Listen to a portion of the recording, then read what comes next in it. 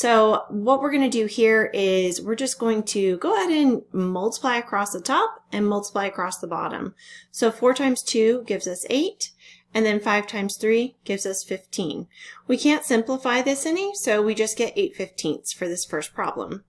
All right, so here, like I said, we want to change this this mixed number into an improper fraction. So the 3/7 is just going to stay as is. And then to change it into an improper fraction, we want to start with the denominator and multiply times the whole number. So 9 times 1 is 9. And then we're going to add the numerator. So 9 plus 5 gives us 14. And that's our new numerator. And then we're going to keep the same denominator. All right, so something to notice here is that we can do some cross canceling. Now you could just go ahead and multiply 3 times 14 and get whatever that numerator is, and then 7 times 9 and get that denominator.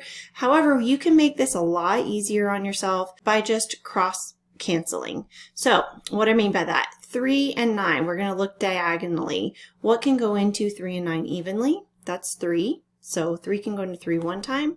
3 can go into 9 3 times.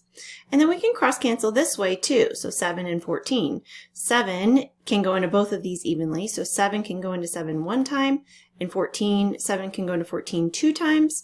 So now what we've got is 1 times 2 and 1 times 3, which is a lot easier to multiply than 3 and 14 and 7 and 9. So 1 times 2 is 2.